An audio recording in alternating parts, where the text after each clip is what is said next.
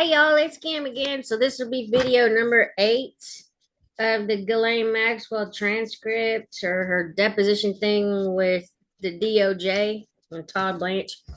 Let's get over here to the actual document and then let me press play on this. This is only like 24 minutes. So this is probably coming down to the end of the 24th interview, the date, July 24th, sorry. So let's go ahead and play this and we'll just go through it.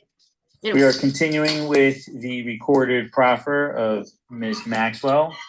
The time is now 3:10 p.m., Thursday, July 24th.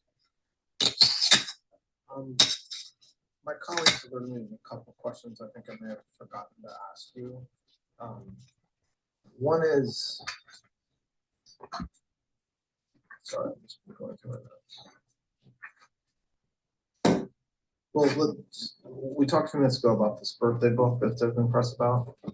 I understand you don't remember anything with President Trump, or a lot about the book anyway. Do you remember asking President Trump to submit a letter for that? I do not. And do you remember,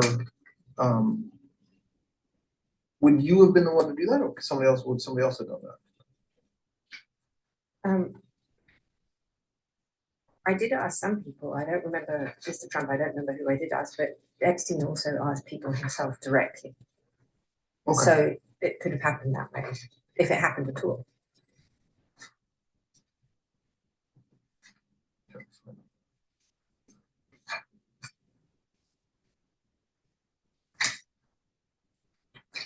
What is it?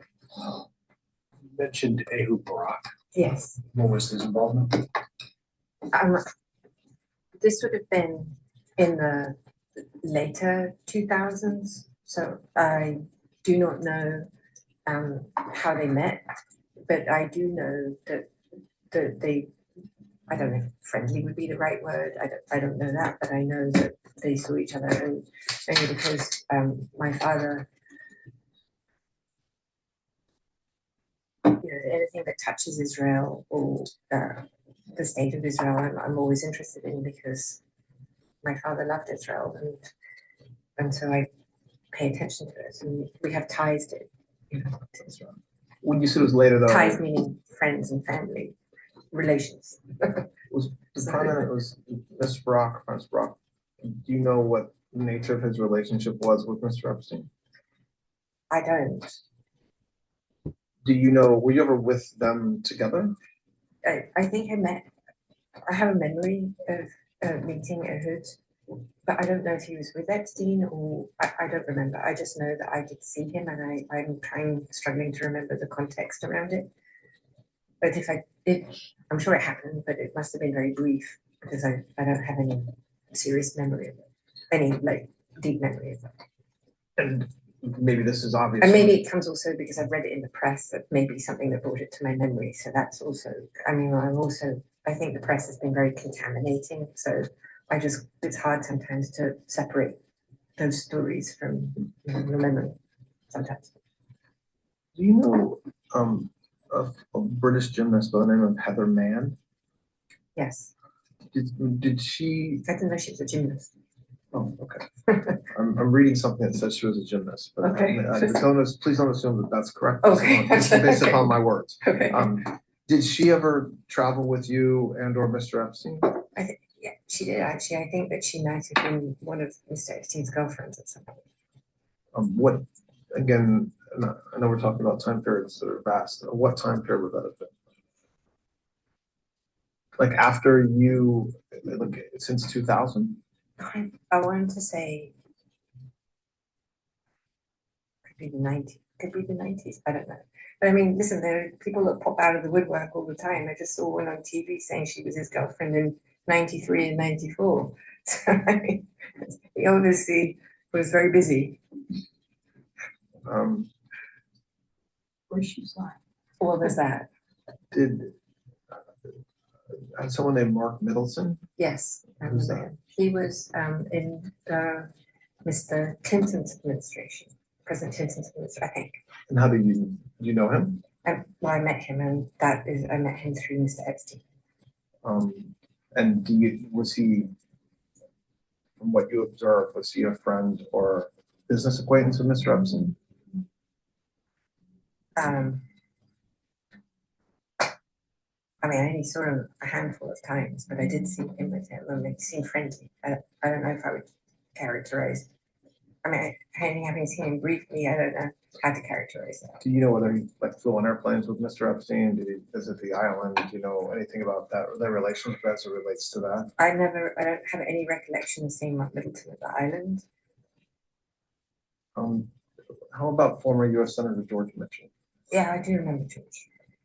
What do you remember about him? I traveled with him. We went to the most memorable day. I went to. Well, I was friendly with his wife. Start with that, with Heather. And Heather was in New York, so I hung out with her a few times. We had dinners. And I was just friendly, I would say. Separately from her husband. I was friends with Heather. I met Heather through her husband, but we became friends. You became friends with Heather. Yes. Was Mr. Epstein friends with Mr. Mitchell? Yes. Did they travel together besides New York? Did they travel to the island or to New Mexico? I don't remember George ever at the island, but the most memorable trip I do recall with Senator was to Italy. Was to where? To Italy. Ah, okay. We went to Rome. As the four of you? So Heather and Mr. Mitchell and you and Mr. Epstein? That's my recollection. And what were you there for? Well, the most memorable aspect of that trip is we went to the Vatican. And it was extraordinary. And the most extraordinary thing was going to the archives and holding Henry VIII's document to the Pope, asking for his divorce. You know the former president of Colombia, Andres Pastrana? Yes. How do you know him? I met Andres Pastrana in a pub in Dublin. And did he travel with Mr. Epstein that you know? I don't know if I don't know if he was ever on the plane. I don't think he ever came to the island. But I went two places with Andres Pastrana. One was to Colombia, and Epstein came to that. And the other was to Cuba, and Epstein was there, and Pastrana was, I think, was there. And what were the purposes of traveling to Colombia and Cuba?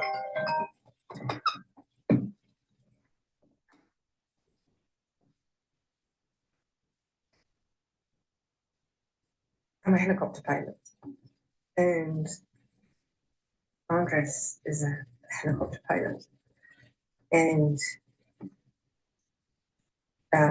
we just became friends, and I flew a Black Hawk in Colombia. And how about to Cuba? I have a friend of mine who was the cigar distributor for Monte Cristo's, maybe. I can't remember which cigar it was. And so I met there, and he organized the trip, and we met Fidel Castro. When was that approximately?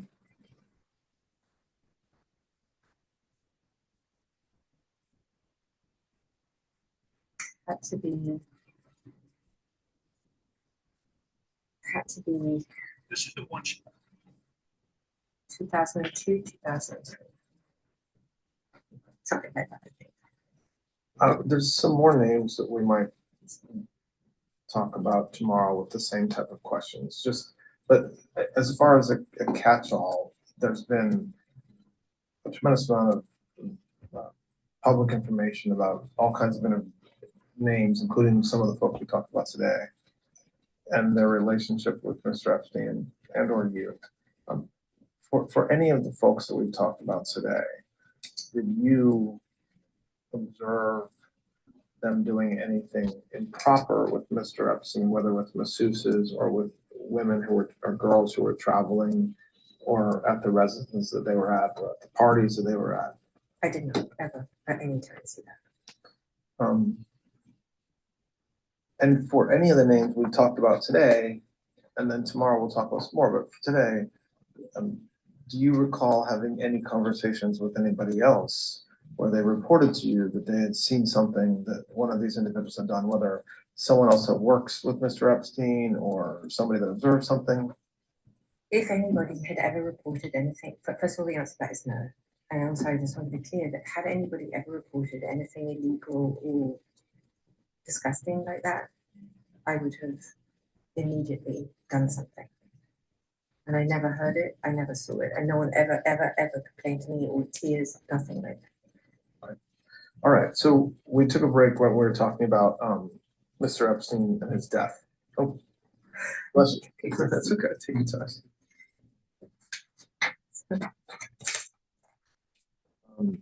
So, Mr. Epstein and his death. So, you were not obviously at the MCC during that time, correct? Thank you.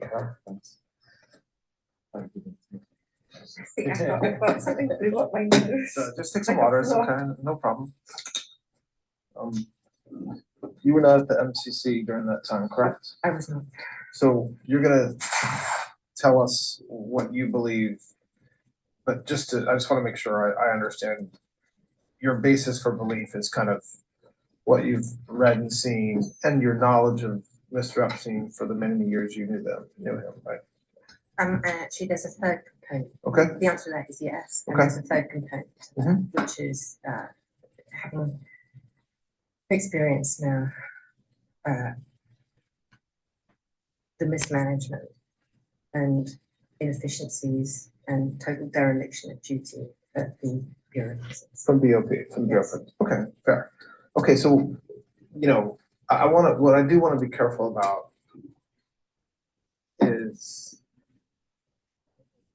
asking you to speculate because anybody can do that, and I don't think that's fair to you or anybody else to ask you to give us your kind of opinion. But do you think that the third point you say, which is kind of a failure by the BOP, there's been there's an OIG report, there's an SDNY investigation about that. So you think he did not die by suicide, given all the things we just talked about? I do not believe he died by suicide, no. And do you believe that, do you have any speculation or view of who killed him? No, I don't. And I ask that because if you don't believe that there's any truth to the allegations of blackmail or that he had kind of a list or that he had reasons to have people hate him, why would somebody kill him in prison?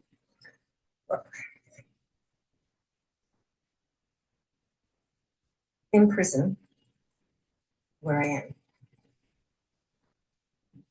they will kill you, or somebody can pay a prisoner to kill you for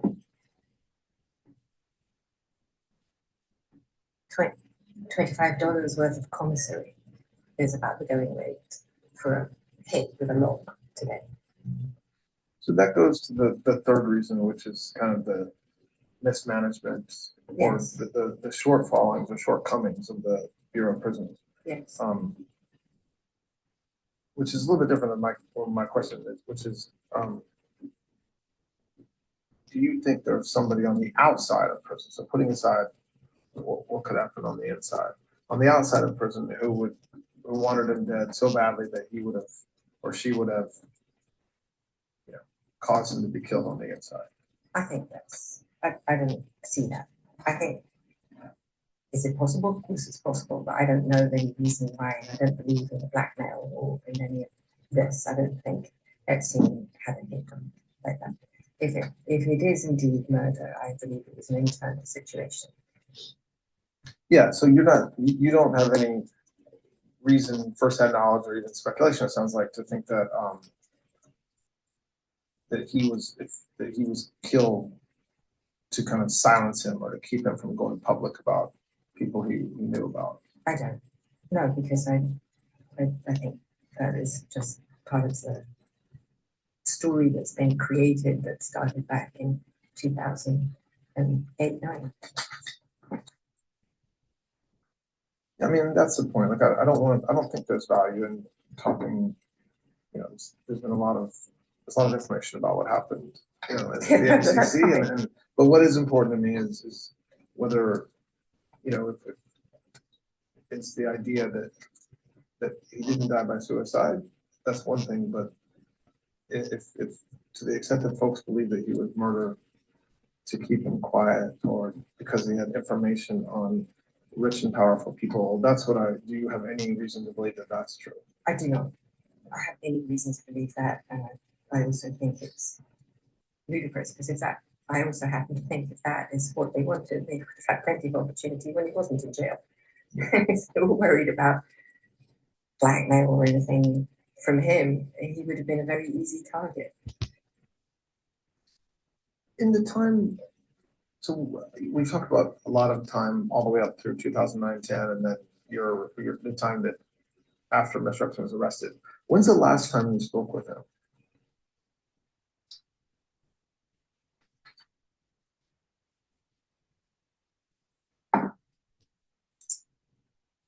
Maybe 2016, 2017, maybe 2016, 2015, 2016, 2017, in that area, I believe.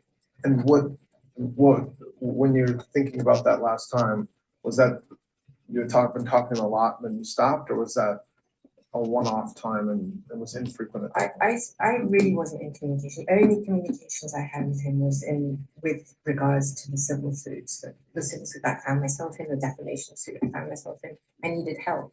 I needed information, and I didn't have what I needed, and so that was really what drove it, was me trying to get myself out of this situation, which I ultimately led to where I am today. And so when I don't remember even if I stopped talking to him before that. I thought he was angry with me anyway. He didn't like what I did.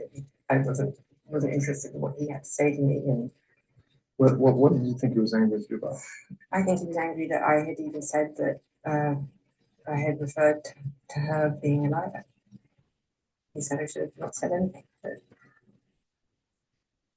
But when the civil suits that were ongoing before Mr. Epstein's death, yes, did your lawyers coordinate with his lawyers, like in discovery and things like that? I don't think we coordinated in this. I'm not sure. Okay. I don't want to misspeak. There was some degree of communication for sure. I just don't know the degree that took place.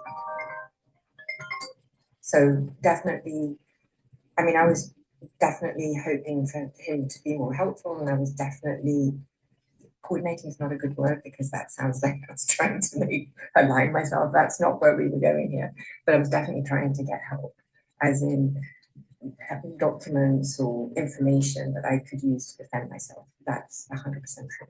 And the degree to which that took place, I don't recall. There was definitely some of that. I don't want to mislead. And we touched on this earlier, but I just want to, I don't think we really ran it to ground maybe as much as we could. Like, going up through that time, you know, so in the 16, 17, 18, up until the time he's arrested, had your view or your understanding of what had happened changed?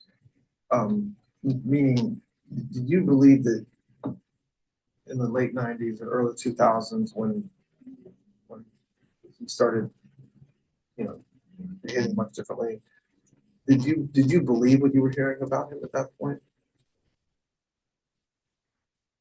My views, I don't like the people he was with anyway. So I don't find how to say,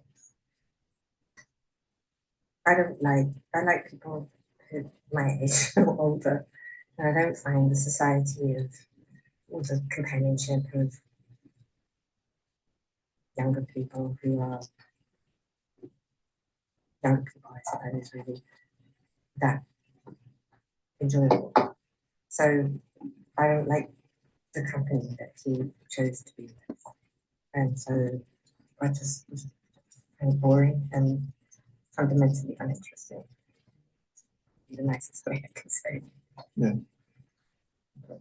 So I think what we should do is just spend a few minutes talking about tomorrow.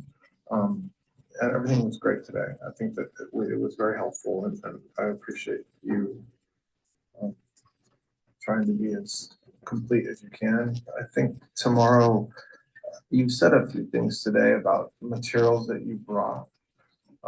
When we're done, we'll give you a few minutes with Mr. Marcus to if there's things that you want to show him that you think we should see. Like I said, I'm not asking you to corroborate anything. If I was asking you to corroborate something, I would tell you. But if there's something you think that you don't think that the government has seen, or you think that it was important for me to see, let Mr. Marcus know, and he can share it with me. Tomorrow, we'll certainly have some follow-on questions when we all think about tonight, and I think you will too. You know, we can all think about stuff we've talked about. We covered a lot of different areas. I do want to talk about more about you. So by design today, we wanted to focus on Mr. Epson and talk about, you know, kind of everything under the sun that we've gone through today. I do think it's important when we all evaluate what you've said today and kind of your story, to also understand why you're here, right? So you were indicted, you were charged, you went to trial, and I want to do that in a way that gives you an opportunity to kind of say your piece, or to say what you haven't said before, but also understanding that there was a people who took the witness stand and swore to tell the truth and testified about you and what you did and what they think you saw and what they heard you say, and I'm not. I said to Mr. Marcus, I'm not trying to create a kind of a she said situation, or he said she said situation, but I do want to hear from you about your conduct, because it's important, I think, for when we evaluate what you say and how you say it, and your recollection of things, to also to talk about that. So we'll do that tomorrow. I want to talk about, you know, the circumstances leading up to your arrest. There's a lot of, I think, misinformation, or there's a lot of information out there that I don't know whether it's misinformation, but about the time from 2019 up until the time that you were arrested. And then, like I said, that'll take us through lunch tomorrow, and then we'll be done. I don't have a plan. I didn't know that I was coming here until this week. Okay, so there isn't like we don't have like a schedule of what happens next or what happens. But that's not a negative thing. I'm just saying that's so you shouldn't take the lack of a next step as anything other than we don't have a next step yet. So. May I say something? Of course, yes. I just would like to put out there that I also focused on how I think the president got swept into some of this, unnecessarily, by the way. And I'm not a conspiracy theorist, and I certainly don't subscribe to all of everything that I see, but I do believe that there is animus in some areas that may have contributed to how the use of the president to harm him, that I find deeply offensive. And whilst I can't obviously say definitively that is what it is, I would like to show you what I see, so that you can evaluate it and do with that as you see fit, if it needs to be addressed. I've seen it. It struck me, and I would like to give it to you for what it's worth. Okay. Does that seem something that that's fine. Yeah. I don't like? Yeah. Okay. That's fine. That's great. Okay, so why don't we stop for today? Give you a little bit of time to chat and then, see you more. Thanks. This will conclude the recorded proffer interview for Thursday, July 24th. We will continue tomorrow, Friday, July 25th. The time is 3:34. We are continuing. So then that's just certification, whoever did the transcription, and of course, all of the definitions and where they're found. Not definitions, I'm sorry, what the heck are these things? I can't even think of what they're called. Oh, well, the timestamps of where these words are in the actual transcript. So anyway, that's the end of that. I'll get this one loaded up. I may see if I can record at least one more for today. And then we'll just keep rolling. Anyway, talk to y'all later. Bye.